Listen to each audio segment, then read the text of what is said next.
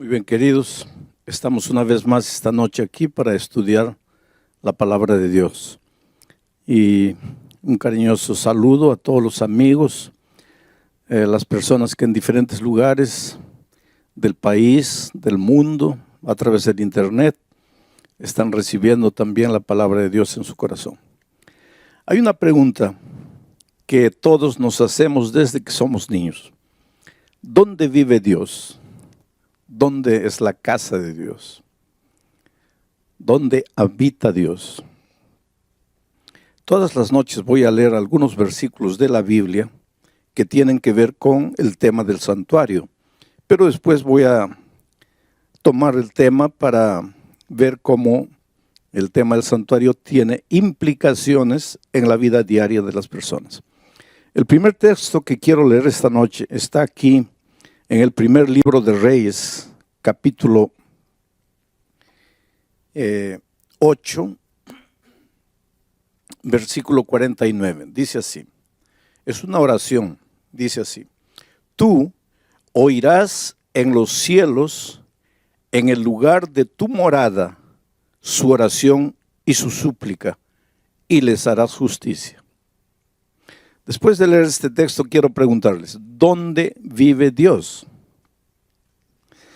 Dice, tú oirás su oración en el cielo, lugar de tu morada, donde habitas tú. Evidentemente, Dios habita en el cielo. Eso todos lo sabemos desde pequeñitos, ¿no? Miramos al cielo, Dios, el Padre nuestro dice, Padre nuestro que estás en los cielos.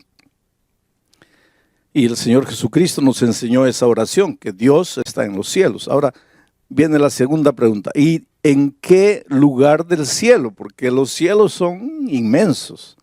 ¿En qué lugar del cielo vive Dios? Y ahí quiero leerles el segundo texto de esta noche.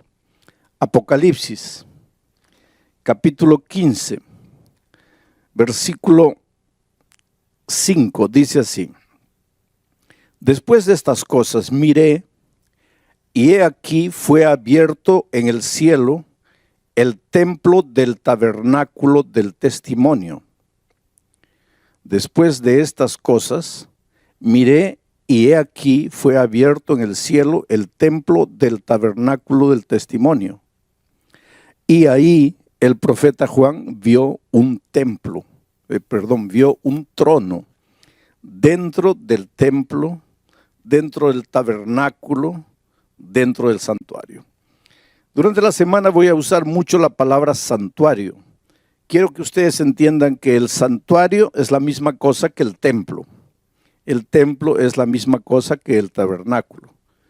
Cuando digo tabernáculo, estoy hablando del templo. Cuando digo templo, estoy hablando del santuario. Cuando digo santuario, estoy hablando del tabernáculo. Las tres cosas son la misma cosa. Entonces, en medio de los cielos hay un templo, hay un tabernáculo, hay un santuario. Y dentro de ese santuario hay un trono. Y en ese trono está sentado Dios. Voy a leer el último versículo de esta noche, o tal vez el penúltimo. Isaías capítulo 6, el versículo 1. Miren lo que dice Isaías. En el año que murió el rey Uzías, yo vi al Señor sentado sobre un trono alto y sublime, y sus faldas llenaban el templo. Ahora vamos a juntar estas tres ideas presentadas por estos tres textos diferentes. Dios habita en los cielos. ¿En qué lugar específico de los cielos? En el templo. Y ahí viene una pregunta. Quiere decir que hay un templo en el cielo. Hay un santuario en el cielo. Hay un tabernáculo en el cielo. Y la respuesta contundente es sí. Hay un santuario, hay un templo, hay un tabernáculo en el cielo y dentro de ese santuario hay un trono. Y en ese trono se sienta Dios. Ahora tú puedes decir así, pero parece cosa de niño. ¿Cómo que en medio del cielo va a haber un templo? No debería haber, que decir, no sería necesario que haya. Dios no necesita un santuario, un trono para sentarse, para ser Dios. No, Él no necesita. Por lo tanto, el santuario no existe por causa de Dios. Existe por causa de nosotros. Porque anoche dije, Dios es infinito y no está amarrado ni al tiempo ni al espacio. Pero los seres creados, incluyendo los ángeles, somos finitos y estamos amarrados al tiempo y al espacio. Entonces, ¿cómo un Dios infinito que no se amarra al tiempo ni al espacio podría mantener comunión, compañerismo con un ser finito amarrado al tiempo y al espacio? No habría manera de encontrarse. Pero como Dios lo que más quiere es vivir con sus hijos, porque Dios te ama, tú eres precioso para Dios. Jamás pienses que Dios te deja, que Dios no se preocupa por ti. Entonces, como Dios te ama y quiere mantener comunión contigo, compañerismo contigo, quiere caminar contigo, andar contigo, entonces Él busca en el infinito universo un punto en que el Dios infinito, que no está amarrado al tiempo y al espacio, se junte con el ser finito amarrado al tiempo y al espacio. Ese punto de convergencia es el santuario celestial, el santuario allá en el cielo. Y ahora, Juan, al escribir el Apocalipsis, dice que dentro de ese santuario hay un trono. Y Isaías dice, y yo vi a Dios sentado en su trono en el año que murió el rey Usías. Esto es interesante. ¿Sabes por qué? Usías fue un rey que murió con lepra, leproso. Y en aquellos tiempos la lepra era una cosa vergonzosa, una cosa terrible, sinónimo de pecado. El rey Usías murió leproso por su rebeldía, por su atrevimiento, por su pecado contra Dios. Murió leproso. Ahora imagínense toda la nación de Israel, sabiendo que las naciones vecinas sabían que Israel relacionaba la lepra con pecado. ¿Cómo se sentían todos los habitantes de Israel sabiendo que su rey había muerto leproso? Estaban avergonzados. Y no solo eso, sino que estaban sin rey, porque acababa de morir el rey. Y cuando el líder desaparece, pues todos tiemblan. ¿Y ahora qué hacemos? ¿Cómo resolvemos nuestros problemas? Y en esos momentos ya los ejércitos enemigos estaban preparándose para invadir Israel. Y ahora no había rey. Estaban desesperados. Y mire, en esas circunstancias de desesperación, de vergüenza, de incapacidad, de impotencia del ser humano, Isaías dice, yo vi a Dios sentado en el trono. Esto es interesante. Porque aunque las cosas en esta tierra parece que van a deshacerse, aunque parezcan las cosas en esta tierra que no funcionan, aunque parezca que todo se está viniendo para abajo, hay un Dios sentado en el trono. Y el trono simboliza control. Quiere decir, Dios nunca pierde el control de las cosas. Dios nunca pierde el control de la situación.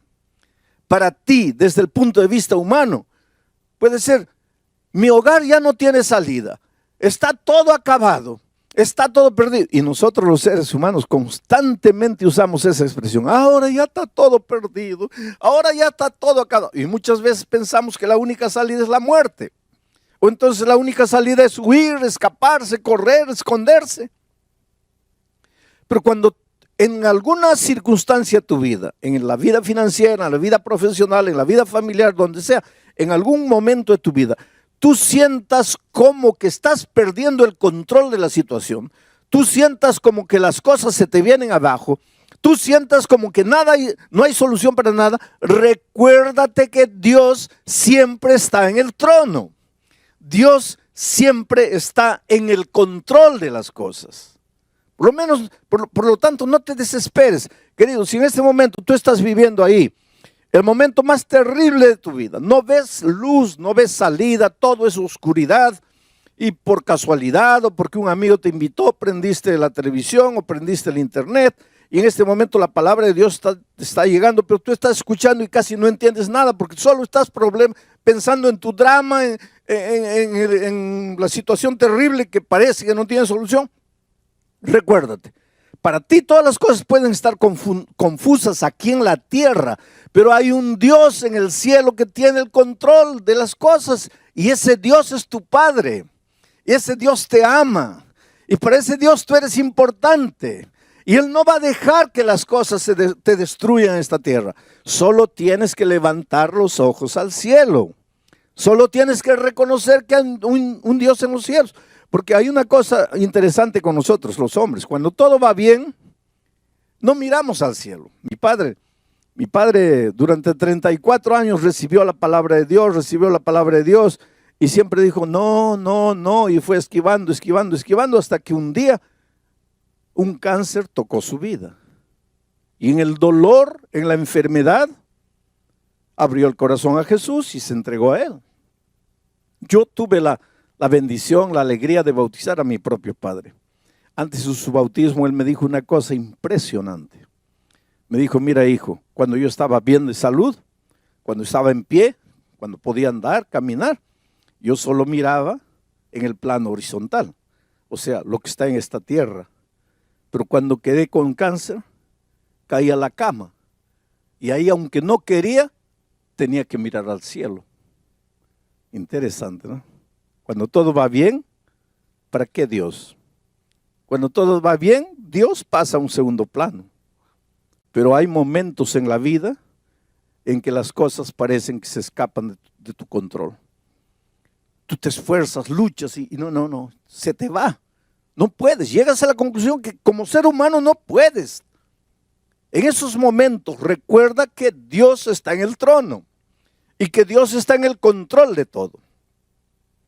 Ahora vengo al cuarto texto de la Biblia y aquí voy a detenerme porque este es el centro de mi mensaje para esta noche. Y es Romanos 6:23. Y esto, tal vez tú te preguntes qué tiene que ver con el tema del santuario, pero es justamente a partir de aquí que nace la importancia del santuario. Romanos capítulo 6, versículo 23. Dice así, porque la paga del pecado es la muerte, mas la dádiva de Dios es vida eterna en Cristo Jesús, Señor nuestro. Hay muchos pensamientos en este texto. Yo me voy a detener en un solo pensamiento. Mira, porque la paga del pecado. Primer pensamiento que podríamos analizar, ¿qué es el pecado? Y anoche ya lo dijimos. La gente confunde pecado con acto pecaminoso. Acto pecaminoso es robar, matar, mentir, codiciar. Esos son actos pecaminosos. Los actos pecaminosos aparecen en la vida de un ser humano porque está en pecado. ¿Y qué es pecado? Pecado es separarse de Dios. Todo lo que necesitas para ser un pecador es separarte de Dios. Separarte de Jesús, que es la justicia. Y cuando te separas de la justicia, ya caes en el terreno de la injusticia. Ya estás en el pecado. Y dice la Biblia que todos pecamos. Todos nosotros los seres humanos llegamos al mundo trayendo esa naturaleza pecaminosa. Venimos en estado de pecado. Y tú me vas a decir ahora, pastor, ¿quiere decir que todos estamos condenados a morir? Sí, todos estamos condenados a morir. Y alguien puede decir, pero ¿qué culpa tengo yo de haber nacido? No, tú no tienes culpa de haber nacido. Y no te vas a perder porque naciste pecador. Tú no tienes culpa de haber nacido. Pero Dios proveyó el remedio. Y si te mueres un día, si mueres la muerte eterna, no será porque has nacido pecador. Será porque no tomaste el remedio. ¿Y cuál es el remedio? El remedio está en el santuario. Y vamos a entrar durante esta semana al santuario para encontrar el remedio para el problema del pecado. Bueno, vamos al texto. de Pablo. Dice, porque la paga del pecado es la muerte. Muerte. Pecado, muerte. El pecado te lleva a la muerte. Muerte y pecado son prácticamente la misma cosa. La paga del pecado es la muerte. Pero la dádiva de Dios es vida eterna. Dios, vida. Pecado, muerte. Dios, vida. Y esa vida la tenemos en Cristo Jesús. Y no es Cristo Jesús, punto. Sino en Cristo Jesús, Señor nuestro. Ese es el asunto y ahí vamos a concentrarnos esta noche para entender la importancia del tema del santuario que vamos a ir trabajando durante la semana. Mucha gente tiene una idea equivocada de la muerte como paga del pecado. Tal vez porque nosotros tenemos una frase que dice así, el que la hace la paga. Entonces de ahí, de esa frase, el que la hace la paga, en nuestra mente surge, si peco, Dios me mata. Si peco, Dios me da la muerte. Si peco, Dios me castiga con la muerte, porque el que la hace, la paga. Y ahora viene Pablo y dice, porque la paga del pecado es la muerte. Entonces mucha gente vive con miedo de Dios. Y mucha gente vive con miedo de pecar. Porque dice, si peco, muero, porque el que la hace, la paga. Si desobedezco, muero, porque la paga del pecado es la muerte. Pero no tienen una idea correcta de Dios. Entonces mucha gente piensa así, Dios es un Dios que está allá, y ahora yo dije que está sentado en su trono. Entonces mucha gente piensa, Dios está sentado en su trono con la muerte en la mano. A ver, ¿quién peca allá en la tierra? Al que pecó, muerte. Pecó, muerte. Se equivocó, muerte. Porque la paga del pecado es la muerte. Pero eso no es verdad. En primer lugar, hay que entender que Pablo no hablaba español. Pablo hablaba griego. Y cuando Pablo escribió la epístola a los romanos, no la escribió en español, la escribió en griego. Y fue necesario que la Biblia fuese traducida de los idiomas originales al español para que nosotros que no hablamos griego podamos entender. Y el griego es un idioma abundante. Por ejemplo, para la palabra amor, en griego hay 5 palabras diferentes. Pero en español, para la palabra amor, solo tenemos 1. Por eso nosotros, el ser humano, ama a la esposa, ama la comida, ama al gato, ama al loro, ama todo, porque solo tenemos la palabra amor, pero en griego no, en griego para amor a Dios es una palabra, amor a la esposa es otra palabra, amor al hijo es otra palabra, amor entre hermanos es otra palabra, porque el griego es un idioma abundante. Entonces, mira, esta palabra, porque la paga del pecado es la muerte, podría ser traducida como, porque el resultado del pecado es la muerte. O como, porque la consecuencia del pecado es la muerte. A mí me gusta la traducción que presenta este texto así, porque el resultado del pecado es la muerte. El resultado del pecado es la muerte. Porque si tú piensas así, porque la paga del pecado es la muerte, ¿qué vas a pensar? Que la muerte es un castigo divino. Pero si tú ves el texto como el resultado del pecado, la muerte, no tiene nada que ver Dios con la muerte. Y ahora quiero que entiendas una cosa. Mira, Dios es vida. Dios no es muerte. Jesucristo dijo, yo soy el camino, la verdad y la vida. Jesús es la vida. Él dijo, yo he venido para que todos tengan vida y la tengan en abundancia. Juan dice, el que tiene al Hijo tiene la vida. El que no tiene al Hijo de Dios no tiene la vida. Por lo tanto, aquí está Jesucristo. Y este es el territorio de la vida. ¿Ah? Aquí del otro lado está el Señor de la muerte, el enemigo de Jesús. Y aquí está el territorio de la muerte. Vida y muerte no pueden andar juntas. Porque ¿qué cosa es la muerte? La ausencia de la vida. ¿Y qué es la vida? La ausencia de la muerte. Donde hay muerte no hay vida. Si Cristo es vida, si Dios es vida, ¿cómo te va a dar la muerte? Para darte la muerte, Él tendría que tener muerte. Pero Él es Dios, vida. En la vida no hay muerte. ¿Cómo es que te va a dar la muerte? ¿Cómo es que te va a castigar con la muerte? Porque para darte alguna cosa, Él tendría que tenerla. Pero Él es vida, Él no tiene muerte.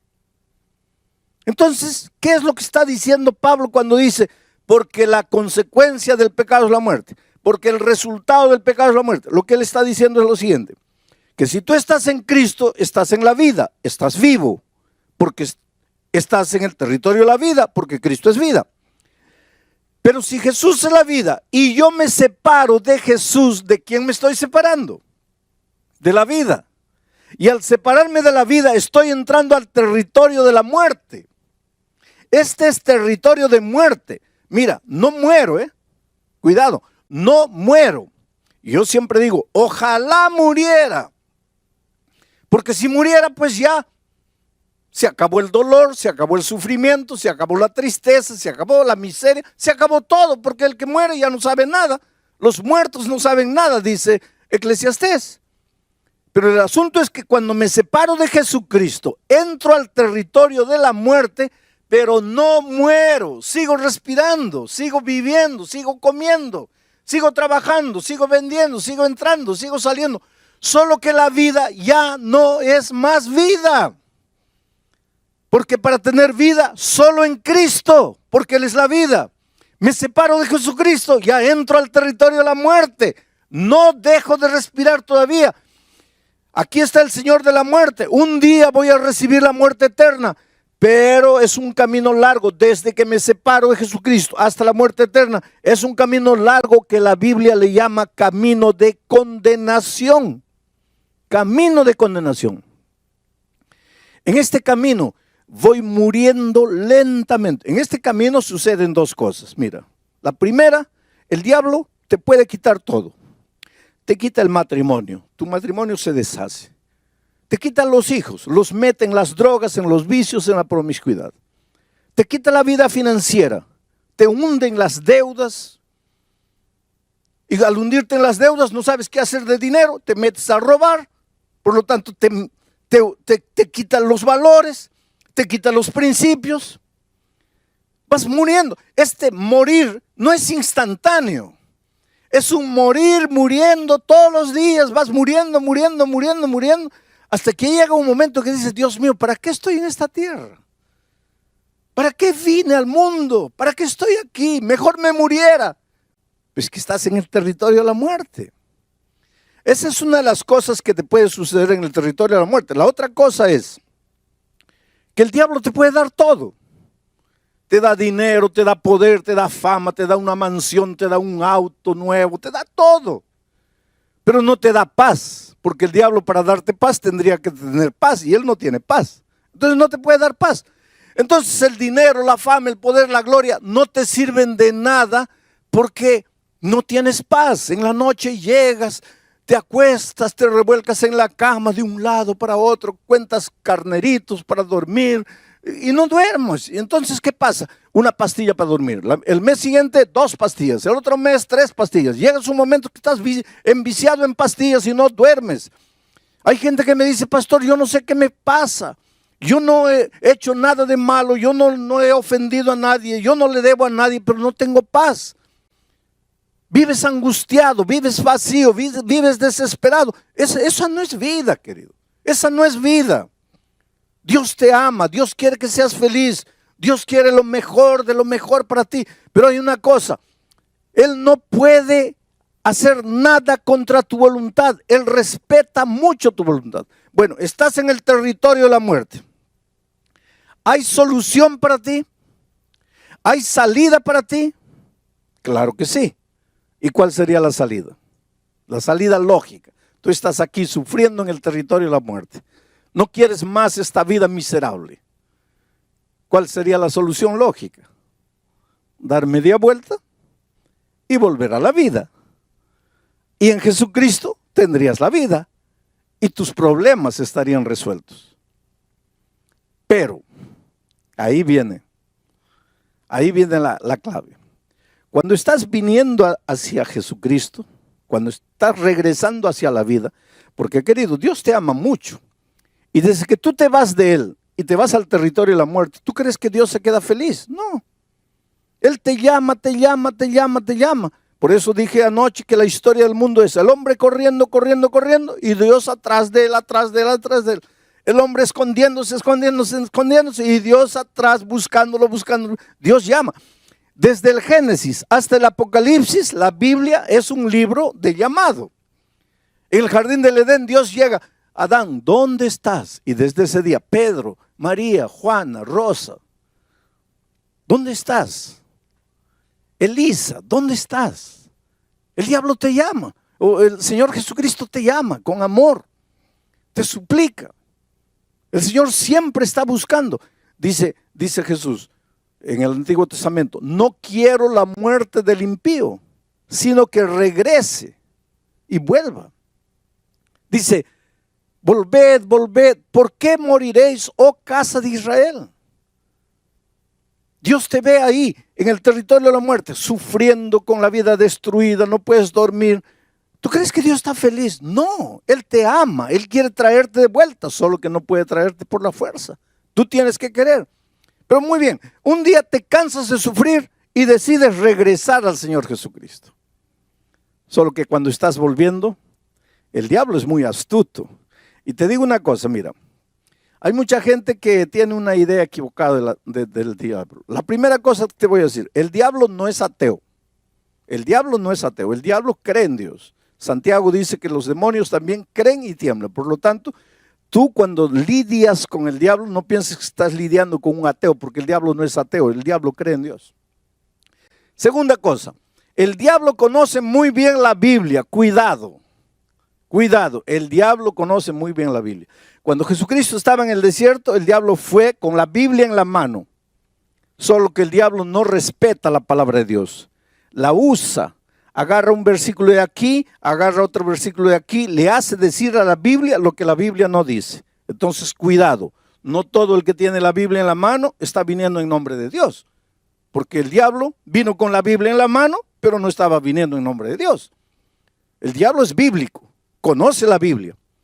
Y como conoce la Biblia, cuando tú estás regresando al Señor Jesucristo, el diablo le dice a Jesús, prácticamente, voy a tratar de decirlo así para que ustedes entiendan, hey Señor Jesucristo, ¿lo vas a recibir a este miserable pecador, lo vas a recibir de vuelta? Y Jesús dice, sí, claro. ¿Y por qué lo vas a recibir? Porque yo lo amo. Pero este no ha pecado, sí, ha pecado. ¿Se ha ido de ti? Sí. ¿Ha entrado al territorio de la muerte? Sí. ¿Y qué dice Romanos 6:23? Porque la paga del pecado es la muerte. ¿Y este pecó o no pecó? Sí. ¿Y? Si pecó, tiene que morir. Porque la paga del pecado es la muerte. Y ahora él está viniendo y tú lo vas a recibir de vuelta. No. Mira, si tú lo recibes de vuelta, quiere decir que tu palabra es mentira. Quiere decir que tu palabra no es eterna. Quiere decir que tú no cumples tu palabra. Por lo tanto, no lo puedes recibir de vuelta. Mira la situación en que nosotros colocamos a Dios. Porque Él te ama, querido.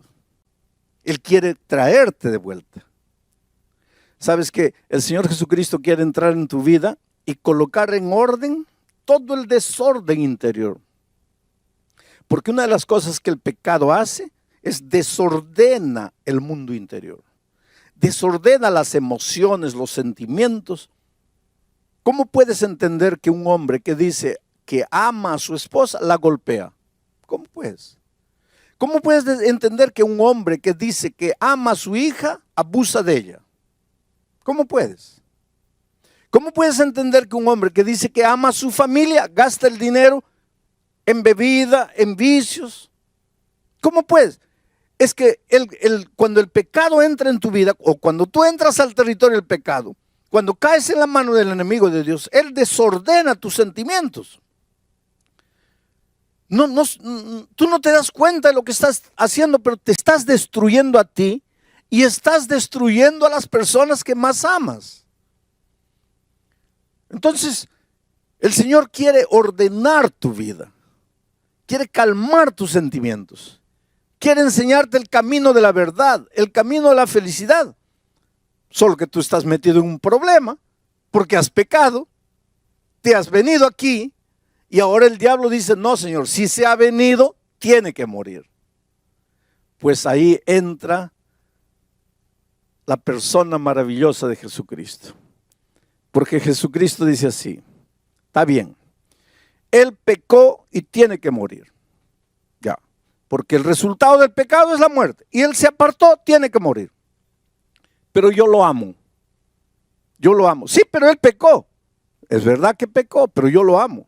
Sí, pero ese no es el problema, que si lo amas o no lo amas. El asunto es que él entró al territorio de la muerte y tiene que morir. Y Jesús dice así, sí. Pero en ninguna parte de la Biblia dice que yo no puedo morir en lugar de Él. Entonces, Él tiene una deuda que tiene que pagarla con su muerte porque ha pecado. Pero yo voy a ir a la tierra y voy a morir y con mi muerte voy a pagar su pecado. Y es eso lo que hizo el Señor Jesucristo. Vino a este mundo para morir por nosotros. Y hoy día, gracias a la muerte de Cristo, nosotros podemos recibir la vida eterna. Solo que este asunto de Cristo vino, murió por mí, es difícil de entender al ser humano. Y para que el ser humano entienda qué es lo que hizo Dios, mandó a los israelitas construir el santuario. Porque en el santuario el Señor fue explicándoles cómo es que se puede solucionar el problema del pecado. Cómo es que aunque el hombre murió, alguien puede morir en su lugar. Y el tema de mañana es impresionante. Porque ya comenzamos ahora a analizar el plan de salvación dentro del tema del santuario. Querido, el Espíritu de Dios sigue moviéndose hoy y llamando a las personas.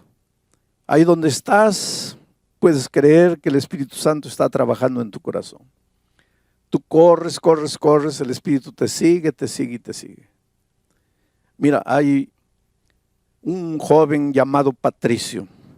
Trabaja para una empresa de aviación grande aquí en América Latina. Ese muchacho nació y creció amando mucho al Señor Jesucristo, amando mucho a la Virgen María, amando mucho a sus padres, amando mucho la fe de sus padres, de sus abuelos, de sus bisabuelos. Pero un día se confrontó con la palabra de Dios. Y sabes, la vida del cristiano es crecimiento y es aprendizaje. Yo siempre digo, mira, si estás vivo, tienes que aprender. Los muertos no aprenden. Cuando yo encuentro una persona que no quiere aprender, yo pienso, esa persona está muerta y no se da cuenta que está muerta. Inclusive Juan, hablando en nombre del Señor Jesucristo a la iglesia, a las iglesias del Apocalipsis, les dice, tienes nombre de que vives, pero estás muerto. Una persona que no quiere aprender, una persona que se resiste a aprender, está muerta. Porque los vivos aprendemos. Ahora, no es fácil aprender, ¿sabes por qué? Porque ¿qué cosa es aprender? Aprender es salir de lo que conoces y entrar al terreno que no conoces. Aprender es salir de la playa y nadar en aguas profundas. Y esto es doloroso, porque el ser humano inconscientemente tiene miedo de lo desconocido. Por eso es que hay mucha gente que no quiere aprender. Pero Patricio descubrió la palabra de Dios. Y en la palabra de Dios hay cosas que a veces tú nunca has descubierto. Y a medida que él comenzó a descubrir las verdades, comenzó a sufrir en su corazón con las verdades, porque no es fácil aprender y crecer. Él conoció a una persona a través del internet. Y esta chica cuyo nombre no sé si tengo escrito aquí. No lo tengo. ¿Cómo te llamas? ¿Ah? Jessica. Jessica conoció a Patricio a través del internet, hace unos 4 años atrás, y comenzó a evangelizarlo a través del internet. ¿Qué quiere decir evangelizar? A hacerle conocer el evangelio a través del internet. Llegaron sermones míos grabados a las manos de Patricio. El Espíritu de Dios usó esos sermones para tocar el corazón de él. Mas los estudios que por internet Jessica le daba, llegó un momento en que él sufría. Ayer Patricio estaba en Santiago de Chile, escuchando el mensaje a través del internet. Después del mensaje, él asistió a las preguntas y respuestas de entrevistas que me hacen después del mensaje. Y en una de esas respuestas, o en una de esas preguntas me preguntaron, ¿cuál es el lugar de los sentimientos en la vida cristiana? Porque Patricio estaba sufriendo. Él decía, mi cabeza ya entendió el mensaje, pero es que mi corazón todavía no siente. Mi cabeza ya comprendió todo. Yo racionalmente sé que este es el camino que Dios quiere para mí, que yo debería bautizarme y nacer de nuevo, pero mi corazón no siente. Y anoche yo en la respuesta dije, mire, no le hagas mucho caso a tus sentimientos, porque después de la entrada del pecado al mundo, los sentimientos son a veces engañadores. Y esa fue la respuesta que Patricio necesitaba en su vida. ¿Sabes que Patricio tomó esta mañana el avión de Santiago de Chile y se vino para aquí a Lima? Y acaba de llegar. Y Patricio en este momento entra al tanque del bautismo para sellar su pacto de amor con Cristo. Para decirle, Señor Jesucristo, yo acepto tu amor, yo acepto lo que hiciste por mí en la cruz del Calvario. Yo me entrego aquí, a ti. Y ahí está Patricio. En este momento, Patricio, quiero que me mires así. Tu vida ha sido una vida de búsqueda. Eres un hombre sincero, eres un hombre honesto. Encontraste la palabra de Dios. Sufriste al principio con las verdades que descubrías. Pero tu honestidad, tu sinceridad te llevó a aceptar el mensaje. Hasta anoche habías aceptado todo racionalmente, pero tú dices, mi corazón no sentía. Sin embargo, Dios usó el programa de anoche para llegar a tu corazón y mostrarte que las decisiones no se toman necesariamente llevado por las emociones, sino por las convicciones que el Espíritu coloca en la mente de la persona. Y tomaste el avión y viniste aquí. En este momento tu corazón está alegre y triste. Alegre porque estás naciendo de nuevo. Medio triste porque yo sé que en el fondo hubieras querido que tu madre mirara tu bautismo. Pero tu madre todavía no tiene condiciones de entender lo que tú estás haciendo. Y tú, para ahorrar el sufrimiento, no le dijiste que estás aquí para bautizarte. Pero este es un día extraordinario. Toda tu vida pasada queda borrada. Y para que de aquí para adelante vivas una vida victoriosa en Cristo, por tu fe, el pastor Bill Quispe, como ministro del Evangelio, por el mandato divino, te bautiza en nombre del Padre, del Hijo y del Espíritu Santo. Amén.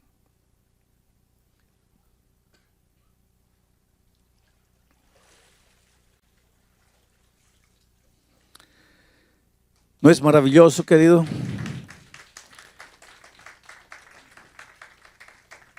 Qué cena linda, ¿no es cierto?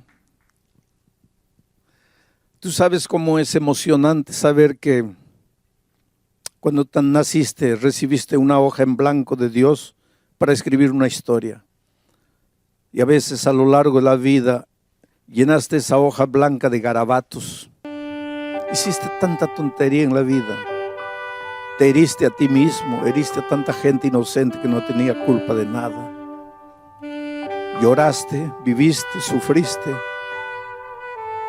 Y ahora te preguntas, ¿qué hago con mi vida? Y ahora te preguntas, ¿dónde está Dios? Y ahora te preguntas, ¿por qué me sucede todo lo que me sucede? Y ahora en las noches oscuras de tu vida lloras tu soledad, tu tristeza, tu derrota.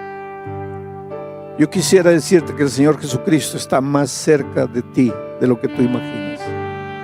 Jesús te ama, te ama, te ama. Jesús quiere entrar en tu vida, revolucionar tu vida. Quiere colocar tus sentimientos, tus emociones, tus pensamientos en orden.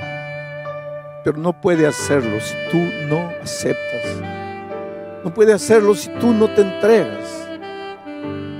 Es que, pastor, pequé tanto. ¿Cómo Dios puede perdonarme? Yo no entiendo cómo Dios te puede perdonar, porque yo no entiendo cómo Dios me perdona a mí. Una cosa sé: Él no puede hacer nada por ti si tú no quieres. En este momento, entrégate al Señor Jesucristo. Ábrele el corazón a Él. Dile: Señor, no puedo más. He luchado solo, he corrido solo, he intentado solo. Solo me he herido, solo me he hecho sangrar. Estoy aquí derrotado. Te necesito en mi vida. Reconstruye mi vida, reconstruye mi familia. Hazme de nuevo. ¿Qué harás? ¿Qué harás con la invitación del Señor Jesucristo? ¿Seguirás caminando, seguirás peregrinando en el territorio de la condenación? ¿O darás media vuelta y correrás a los brazos de Jesús? La respuesta es solo tuya. Jesús te puede llamar, te puede invitar, te puede encontrar, te puede buscar, pero no te puede traer por la fuerza. Tú tienes que tomar la decisión.